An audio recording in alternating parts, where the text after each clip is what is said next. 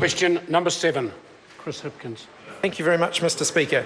To the Minister of Education, does she stand by her statement that national standards data has been remarkably consistent? If so, why? Honourable Hipkins. Mr Speaker, yes. The picture of achievement that national standards presents in reading, writing and mathematics has been remarkably consistent since public reporting began in 2012.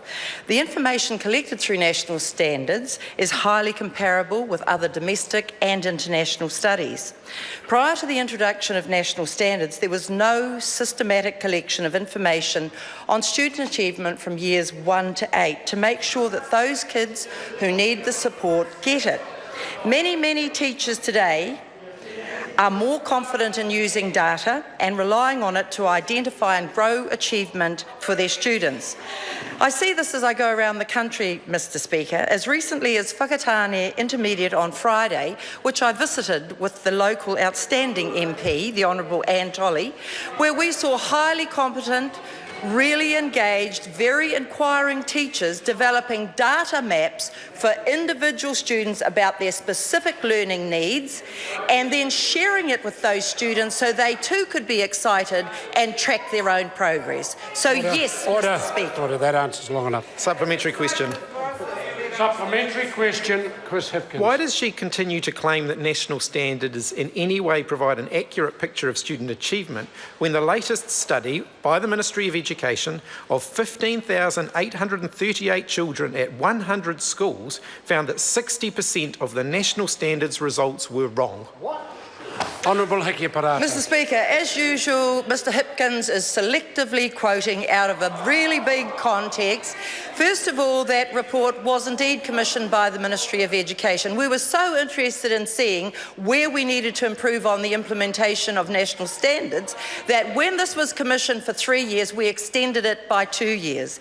And why is the member continuing to attack teachers who are themselves trying their very best to improve the consistency of their overall teacher judgments, that national standards now give them a very clear and very consistent way of measuring against the New Zealand curriculum?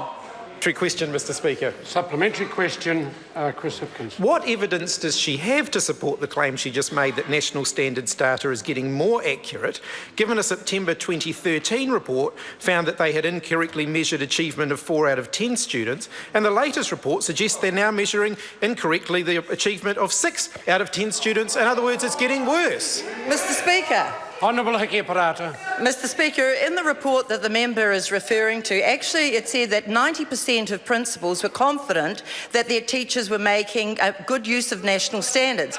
In the same report, Mr Hipkins, and in the NZCER report of 2013, it said that 70% of teachers were becoming more confident about their own assessments. But if the member wants even more numbers, the reason why I am confident is because about 30,000 teachers are making independent judgments in 2,100 schools of 400,000 kids. And the difference at a macro level is about 1% or 2%. That's how I know, because I trust the teachers' judgments. Okay. Order. Supplementary question. Supplementary question, Chris Hipkins. Thank you. How can parents have confidence in the accuracy of national standards when the Ministry of Education's analysis of 352 children who were judged to have met the maths standard for their age showed that only 28%, less than a third of them, had actually met the standard? Honourable Mr Speaker, under national standards, it is the first time that parents have had reporting to them twice a year in language. No, the alacrity with which the member jumps on the potential of failure is really depressing, because actually what this showed was how committed the Ministry of Education and the education sector is to getting this right, finding where it's not working, working with the teachers to get it right, to ensure that parents do understand exactly how well their individual child is doing. Mr Speaker. Supplementary question, Chris Hipkins. What action has she taken to address the latest report's finding that there is growing concern amongst principals that the standards will have unintended consequences, such as narrowing what is taught, creating league tables of school results, and demotivating the very children that it is supposed to be targeting? The Honourable Hiki Parata. Mr Speaker, the member is so out of date. It's really rather sad that he's quoting things that are really out of date. What action have I taken? What action have I taken? Let me count the ways. So last year, 78 moderation workshops for teachers. This year, 128. The design and development of the progression and consistency tool with the sector, which is an online tool that works on the curriculum with national standards. The learning and change networks, which are focused on a particular achievement challenge. The investing in educational success policy that this government introduced last year for $359 million to form an end-to-end pathway for kids from early childhood to senior secondary. Mr Speaker, we have been a government absolutely putting our money where our mouths are, and we're seeing the results both at national standards and NCA level. Sorry to bore you with success. Supplementary question, Chris Hipkins. If national standards were supposed to improve children's learning, why, 5 years after they were implemented, does an independently audited national monitoring study show that less than half of Year 8 children were performing at or above level 4 of the maths curriculum, the level they are expected to be performing at?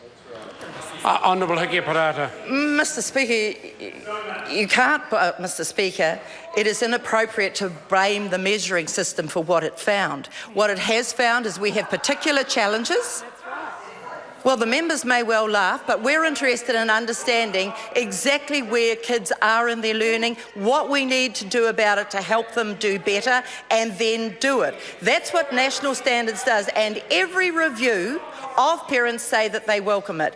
And, Mr Speaker, there have been subsequent reports to the 2013 one that the member is basing his comments on. Supplementary question, Chris Hipkins. Why does she continue to use national standards data to claim the government's education policies are working when the Ministry of Education's own evaluation found that increases in the percentage of children at or above the standards should not be read as indicating that children are performing better over time? Honourable Hiki Parata. Because the system was relatively new when that report was written. It's now, we've been publicly reporting only in 2012, 13 and 14. We are working with the sector to get better at this, and that has been the case with NCEA. It's not getting worse. I understand that the member hopes that it is, in the absence of being confident about kids.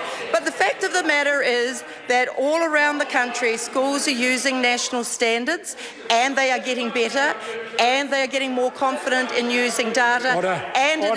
Order. Question number 8.